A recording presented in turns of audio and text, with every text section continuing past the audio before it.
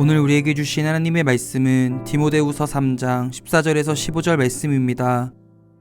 그러나 너는 배우고 확신한 일에 거하라. 너는 내가 누구에게서 배운 것을 알며 또 어려서부터 성경을 알았나니 성경은 능히 너로 하여금 그리스도 예수 안에 있는 믿음으로 말미암아 구원에 이르는 지혜가 있게 하느니라. 오늘 이 말씀에 많은 은혜 받으시기 바랍니다. 저희가 2020년부터 시작해서 3년 가까운 시간들을 팬데믹이라는 새로운 단어가 익숙해질 만큼 어려운 시기를 우리만 경험한 게 아니고 전 세계적으로 경험하게 되었습니다. 위기의 시간 특별히 저희들이 함께 할 수 있는, 공동체로서 함께 할 수 있는, 같이 만나고 교제하고 접촉하는 접촉점들을 없애버리고 떨어져 있어야 하는 그러한 시간들을 지내면서 여러 가지 질문들을 마음에 품고 이제 오랜 시간을 생각할 수 있는 그러한 시간들이었습니다. 저는 그리스도인이고 또 성광교회라고 하는 대전에 하나님께 세워주신 신앙 공동체를 좀 책임지고 짐을 져야 하는 목회자이기 때문에 근본적인 질문들 앞에 설 수 있었습니다. 이런 위기의 시대 가운데 또 특별히 질병으로 오는 시기에 과연 신앙 공동체가 이 세상에 존재해야 되는 이유는 어떤 것인가? 이 질문을 아주 근본적으로 아주 많이 했습니다. 또 신앙 공동체는, 교회는 세상이 위기에 빠져 있다면 이 위기에 빠진 세상을 위하여 과연 무엇을 해야 되는가 하는 질문들을 계속하게 되었습니다. 이 질문은 예수님의 시대 정치적으로는 로마 제국의 지배를 받으면서 살아왔던 유대 교회 리더들, 우리가 유대인이라고 부르는 이스라엘을 이끌어가던 유대교회 리더들이 품고 있던 질문이기도 했습니다. 우리 대표적으로 우리는 그 중에 하나였던 바울 사도를 잘 알고 있는데 하나님께서는 바울을 통해서 그 질문에 대해서 복음의 사람을 제시하셨습니다. 율법의 사람을 길러내는 것이 유대교가 갖고 있는 아주 제일 높은 목표점입니다. 토라에 정통한 사람, 토라를 잘 알고 토라를 잘 이해하고 토라대로 살 수 있는 사람, 그것이 유대인 청년 리더로서 바울이 갖고 있던 꿈이었습니다. 그것이 그의 인생을 향한 소명이었고 기대였습니다. 하나님께서는 그 율법의 사람이 아니라 복음의 사람이라는 새로운 길을 제시했고, 바울이 그 복음의 사람을 받아들이는 데는 지금까지 살아왔던 자기의 삶 전체를 부인해야 됐기 때문에, 떠나야 됐기 때문에, 그 유대인으로서가 아니라 새로운 신분, 그리스도인으로, 토라의 담지자, 말하자면 토라를 받은 사람으로가 아니라 토라를 재해석해서 새로운 이해, 새로운 이해를, 영어로 제가 뉴 인터프리테이션을 그대로 썼는데, 새로운 이해, 또 새로운 관점, 뉴 퍼스펙티브를 가진 사람으로 살아가 있기 때문에 바울에게 그 시간은 정말 고통스러운 시간이 되었을 것입니다. 우리는 그 바울과 같은 유대인들, 토라에 정통한 유대인들의 아주 새로운 질문과 또 새로운 깨달음, 또 새로운 결단으로 인해서 복음을 전해받게 되었고,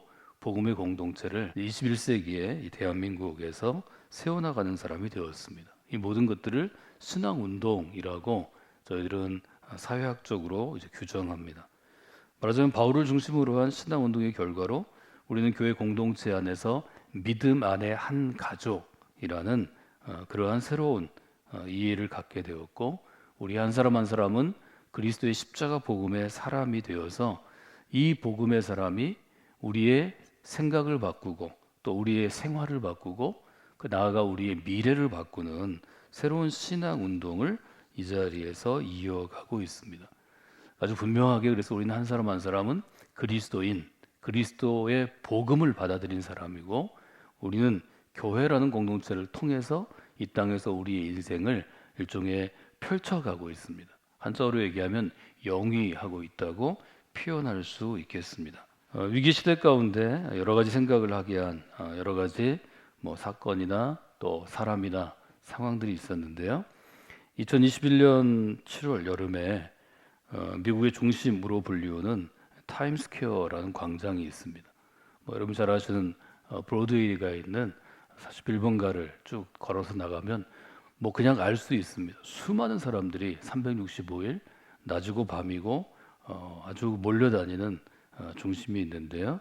그 중심의 복판에 있는 빌딩에 지금 디지털 시대니까 밖에 뭐 조그만 어떤 간판을 건 게 아니고 빌딩 전체가 지금 우리가 쓰고 있는 전광판으로 된 102.5m의 아주 디스플레이가 있습니다. 이 디스플레이를 만든 게 삼성이고 또 삼성이 그 빌딩과 제휴해서 한국의 한 조그만 회사에 부탁을 한 영상이 딱 일주일 올라갔는데요. 그 일주일이 큰 화제가 돼서 일주일이 끝나기 전에 그 빌딩을 소유하고 있는 소유주가 소유 그룹이 엄청난 금액을 받는 광고판임에도 불구하고 시간을 할애해줘서 한 달 동안 디스플레이가 된 그런 곳이 있습니다. 그 영상을 먼저 여러분들이 좀 보시도록 하겠습니다.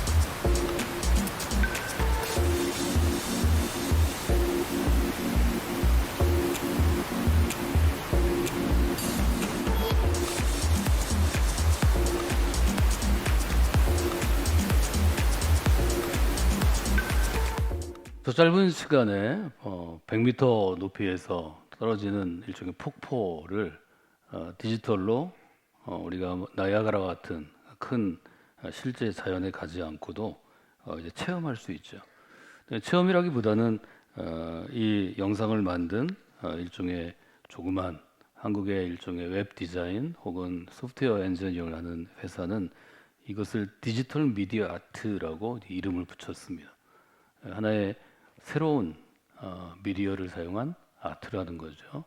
그림이라든지 조각이라든지 아니면 설치 미술을 뛰어넘어 21세기는 이제 디지털 미디어가 중심이 되는 새로운 예술의 세계와 문화의 세계가 열린다는 것을 분명하게 알려줍니다. 우리가 방문하는 세계 유명한 여행지들이 있습니다.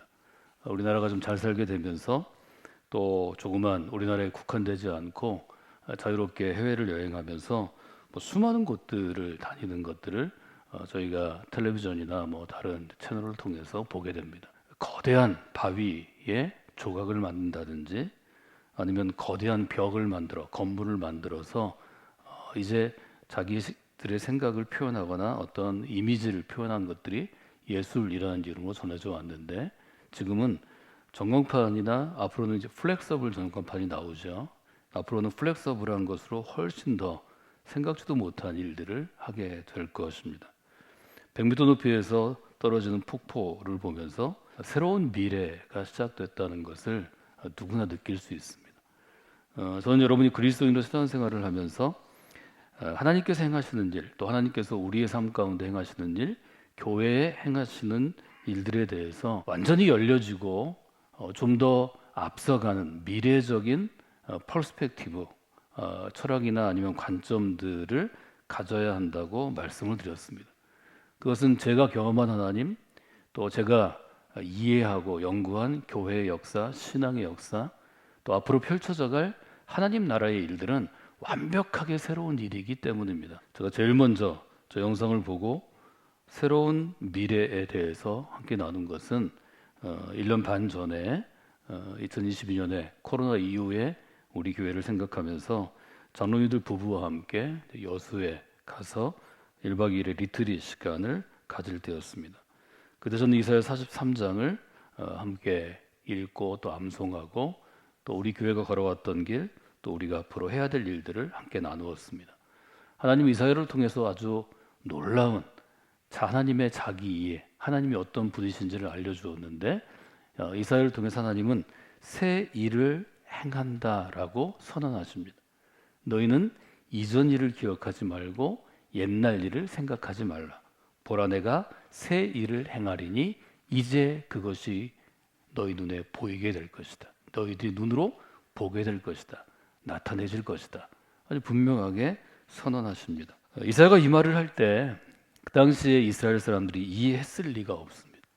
아마 하나님은 이것을 이사야가 활동했던 시기로부터 아주 오랜 시간이 지난 다음에, 수백 년이 지난 다음에 예수님께서 사역을 하셨을 때, 아니 그때도 알지 못했을 때는 그 다음 세대인 바울과 바울의 제자들이 사역했을 때, 그것도 모른다면 300년 후에 로마 제국이 기독교를 국교로 공인했을 때 아마 새 일이 무엇인지를 아마 깨닫게 하셨을 것입니다.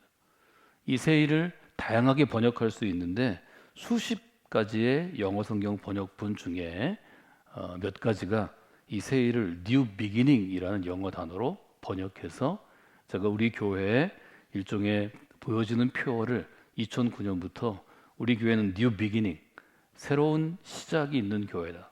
새로운 시작을 선언하고 새로운 시작이 믿음의 핵심이라는 것을 여러분과 함께 나누었습니다. 저는 이 똑같은 단어를 코로나 이후에 우리가 걸어갈 2020 이제 4년이 되었는데요. 2020년부터 2030년 이 짧은 우리 교회의 사역의 기간 동안 새로운 미래라는 단어로 좀 바꾸려고 합니다. 새 일은 곧 그 시점이 과거가 아니고 현재가 아니고 미래입니다. 새로운 시작도 지금 새로운 시작을 한다면 이것은 현재를 위한 일이 아닙니다. 새로운 시작도 시점은 미래입니다. 이 땅의 역사를 혹은 인류의 역사를, 교회의 역사를 어떤 사람들이 이끌어와서 새롭게 길을 내고 새롭게 문을 내고 더 많은 사람들에게 기회를 주었나.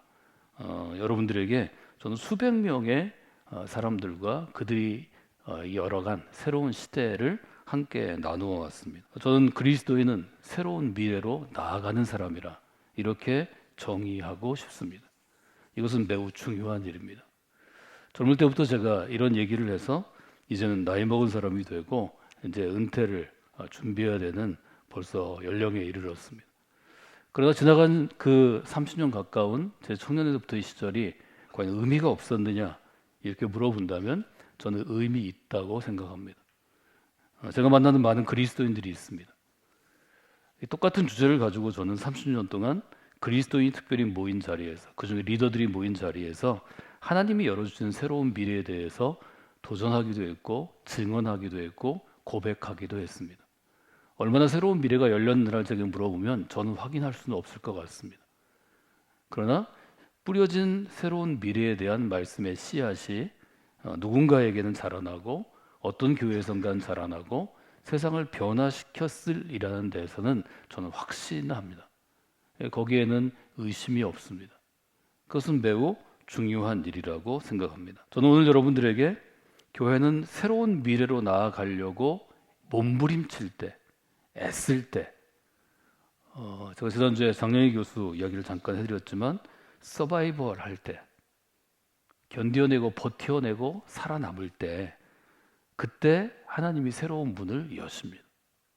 그 시대의 벽이 단단할수록 그 시대가 갖고 있는 인식, 예를 들어서 흑인들을 차별한다든지 우리가 갖고 있는 것인데요, 백인들을 우월하게 보고 유색인종을 차별한다든지 혹은 여성을 차별한다든지 어린아이를 차별한다든지 이런 인식이 17세기, 18세기, 19세기, 20세기, 21세기 열린 것은 하나님의 마음을 품고 새로운 일을 기대하면서 하나님의 도우심으로 십자가를 졌던 사람들이 문을 열었기 때문입니다. 그래서 그 사람이 문을 연 게 아니고 저는 하나님이 그 사람들을 사용하시고 쓰임 받음으로 문을 열어주셨다고 고백합니다. 저는 성곽교회 믿음의 공동체가 또 이 공동체에서 하나님의 마음과 하나님의 뜻을 마음에 품고 자라난 어떤 사람, 그리스도인을 통해서 하나님이 대한민국에서 그 일을 하셨으면 좋겠습니다.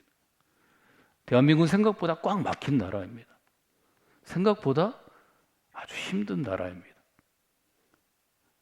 같은 출신, 같은 고향이 아니라서, 같은 학교 출신이 아니라서 같은 라인이 아니라서 다른 사람의 말을 듣지 않고 다른 사람의 말을 무시하는 아주 닫혀진 사회입니다. 몹쓸 사회입니다. 19세기나 가능했던 일들이 여전히 21세기에도 대통령을 뽑는 정치판에서 총장을 뽑는 소위 대학교에서 그룹의 대표를 뽑는 CEO를 뽑는 이사회에서 치고받는 일들을 제가 지난 10여 년간 경험한 것들을 생각하면 한숨이 나올 때가 많이 있습니다.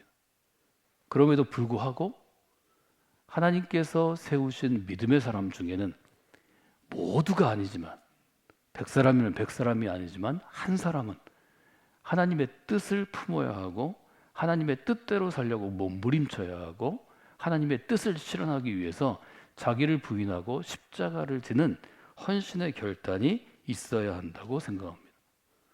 이 워터폴이 전시된 타임스퀘어를 통해서 또 세계 여론을 주도하고 문화적인 흐름이나 혹은 세계 사회적인 흐름을 주도하는 사람들이 주목했던 100m에 이르는 저 아트에 1분 동안 있었던 그 폭포의 영상 때문에 한 사람이 이 일을 했던 디스트릭트라는 조그만 회사의 대표에게 이메일을 보냈습니다. 그 이메일은 아주 간단했습니다. 우리가 타임스퀘어의 워터폴을 그곳에 전시했던 그 빌딩 맞은편에 우리만 갖고 있는 공간이 있는데 이 공간에 당신의 미디어 아트 중에 웨이브라는 작품을 조금 여기 뉴욕에 맞게 업그레이드해서 보내주면 우리가 그것을 전시해주겠다, 즉 보여주겠다는 것이었습니다. 그렇게 해서 탄생된 작품이 있는데요. 폭포보다 제가 더 좋아하는 작품 중에 하나입니다. 이 작품도 한번 보시면 좋겠습니다.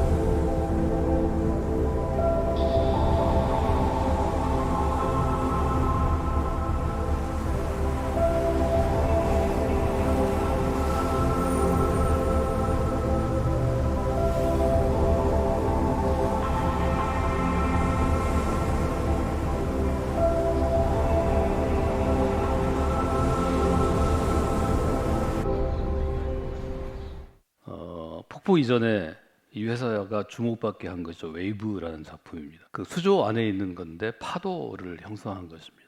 저 앞에 가면 파도가 나를 향해 막 몰려오는 것 같은 느낌이 듭니다. 한 단계 발전한 게 그 파도가 몰려오는 그 물 속에서 고래가 자기의 모습을 드러내는 그것이 웨일이라는 작품입니다. 제가 여수에 장로님들과 간 이유는 여수에 저 작품을 전시한 공간, 그 아르테 뮤지엄이 문을 열었다는 소식을 우리가 들었기 때문입니다. 한국에는 제주에, 여수에, 또 강릉에, 또 전 세계적으로는 뭐 뉴욕에, LA에, 또 싱가포르에, 홍콩에, 뭐 전 세계 100여 곳에 저걸 세우기 위해서 지금은 굉장히 확장된 활동을 하고 있습니다. 이제는 유명해진 저 디스트리트를 10년째 이끌고 있는 대표가 이성호 대표라는 젊은 CEO인데요. 뭐 여러 곳에 나와서 강연한 곳이 지금은 수십 군데 되기 때문에 여러분이 한번 찾아보시면 그 스토리를 들으실 수 있을 것 같습니다. 그 10년간이 이들에게는 굉장히 어려웠고 계속 적자가 나고 뭐 회사를 운영할 수 없는 그런 어떤 어려움이 있었는데 그때 그런 생각을 많이 했다 그럽니다. 저 회사를 처음 시작한 사람은 저 미디어 아트를 너무 일찍 2012년에 미국에서 해보려고 그러다가 그만 미국에서 죽게 됩니다. 미국에서 죽었는데 회사가 어떻게든 해야 되니까 회계사로 들어왔던 이제 이성호라는 회계사가 이사회에서 그 대표를 맡게 돼서 10년을 끌어오다가 드디어 지금 이제 반응을 얻게 되는 건데요. 창업주가 늘 얘기했다 그럽니다. 우리처럼 크리에이티브한 창조적인 일을 한 아티스트가 비즈니스로도 성공한 모델을 남겨야, 그래야 이것이 말하자면 한국이 살아날 수 있는 길이고 또 좀 더 진보할 수 있는, 나아갈 수 있는 길이다라는 이야기를 그 젊은 엔지니어들하고 또 젊은 사람들하고 계속 얘기했다고 합니다. 결실을 맺는 데는 10년이 걸려서 좋은 결실을 지금 맺고 있는데, 이성호 대표가 기독교 계통의 한 프로그램에 나와서 그렇게 자기의 어려움을 이야기하는 것을 보게 되었습니다. 웨이브라는 작품을 만들 때 저 파도가 끝까지 밀려와서 내게 부딪힐 때까지 이것을 견딜 수 있었던 것은 이것이 옳다는 신념이었고 이 일을 해내야 된다는 일종의 사명감이었다, 이렇게 고백하는 걸 보았습니다. 예술을 바꾸는 것도 쉽지 않지만 그 일을 위해서도 자기의 목숨이나 삶 전체를 바치고 불태우는 사람들이 결국 결과를 얻는 것인데, 우리는 하나님의 사람이라고 고백하고 하나님의 뜻이라고 고백하고 예수 그리스도의 뜻이 하나님의 나라를 세우는 거라고 2000년간 고백해 왔는데, 그 정도의 신념이 없고 그 정도의 확신이 없고 그 정도의 헌신이 없다면 우리의 신앙은 저는 부질없는 것이라고 생각합니다. 여러분들 신앙생활을 할 때 우리의 살아가는 삶이, 또 그리스도를 살아가는 내가, 또 교회가 우리의 삶에 점점 전부가 되어가는 우리 그리스도의 삶이 어떤 의미가 있는지를 저는 더 깊이 있게 생각하고 또 의미 있게 결단하는 분들이 우리 교회에 더 많이 세워지고, 그런 사람들이 우리 교회에 왔으면 좋겠습니다. 하나님께서는 어떤 그리스도인에게 새로운 미래로 나아가는 길을 내어주실 거예요. 새로운 미래로 나아가는 길을 내기를 원하는 그리스도인들이, 쓰임받기를 원하는 그리스도인들이 어떤 믿음으로 어떻게 살기를 원하실까요? 성경은 그것에 대해서 우리에게 아주 분명한 답을 주는 가이드, 안내서이기도 하고 매뉴얼이기도 합니다. 그 성경에 대한 의미를 지금 제일 잘 함축한 것이 디모데 후서, 저희가 읽은 이 부분들입니다. 디모데 전서와 후서를 읽을 때 여러분들은 그런 마음을 가지고 읽으시면 좋을 것 같습니다. 여러분의 인생을 정말 사랑하는 영적인 스승, 영적인 목회자가 여러분의 인생에 하나님께 쓰임받기를 기대하는데, 그 일이 여러분이 잘 되고 여러분이 잘 살고 이런 일이 아니고 하나님의 나라를 세우는데 이 인생이 쓰임받기를 원하는, 아주 정말 여러분이 존중할 수 있고 여러분이 따를 수 있는 그리스도인이, 선배 그리스도인이 여러분에게 주는 마지막 유언 같은 것이다, 그렇게 말씀을 드렸습니다. 오늘 나누는 구절은 여러분이 이 자리에서 외울 수 있는 구절입니다. 14절 앞부분 A절입니다. 그러나 너는 배우고 확신한 일에 거하라. 예수님의 시대 가장 위대한 영적인 스승으로 인정받는 바울의 권위로, 또 그가 영적인 아들로, 영적인 후계자로 세웠던 디모데에게 전해지는 형식을 취해 있습니다. 너는 배우고 확신한 일에 거하라. 세 가지 단어가 있죠. 배워라, 확신하라, 거하라. 이걸 여러분들이 어떤 뜻인지를 외우시고 암송하시고 그 뜻들을 이해하기 시작하고 그 뜻이 이해의 뿌리를 깊이 내려 자라나기 시작하면 여러분 지금보다 10배, 100배, 1000배 더 파워풀한 능력 있는 그리스도인이 될 수 있습니다. 제가 새로운 미래를 얘기하거나 세계를 변화시키는 것을 얘기하거나 세계를 품는 것을 얘기하면 저를 비웃는 교인들을 수십 년 동안 만나왔습니다. 대전에서, 한국에서 여러 가지 얘기를 제가 들었는데요. 그것을 저는 불신앙이라고 생각합니다. 하나님이 하시는 일은 뉴욕에서 일어나기 때문에 세상을 변화시키는 게 아닙니다. 하나님이 하시는 일은 거대한 집단이 하기 때문에 하는 게 아닙니다. 이름만 되면 알만한 사람, 우리가 오면 가서 사진 찍고 사인할 유명한 사람이 해서 되는 게 아닙니다. 하나님이 뜻하시고 계획하시기 때문에 이루어지는 것입니다. 그 점에 동의할 때 저는 신앙이 가능하다고 봅니다. 그 점을 고백할 때 신앙이 위대해진다고 생각합니다. 그런 점을 여러분들이 생각하시면 좋을 것 같습니다. 제가 긴 시간을 이어서 같은 주제로 여러분에게 똑같은 설교를 하든지 강의를 할 수 있는 시간이 아니니까 제가 잘라서 한 주간 동안 나누겠지만, 바울의 서신서들을 볼 때 중요한 것은 서신의 배경이라고 말씀드렸습니다. 디모데후서의 서신서 배경을 할 때는 제가 성서대학에서 아주 특정한 형식을 취하고 있다, 이 말씀을 드렸습니다. 영적인 스승이 제자에게 자기의 사역을 다 물려주면서 주는 유언과도 같은 것입니다. 정말 자녀를 사랑하는 훈련된 성숙한 부모가 자녀에게 주는 것과 같은 마지막 기회이고 마지막 부탁이기도 합니다.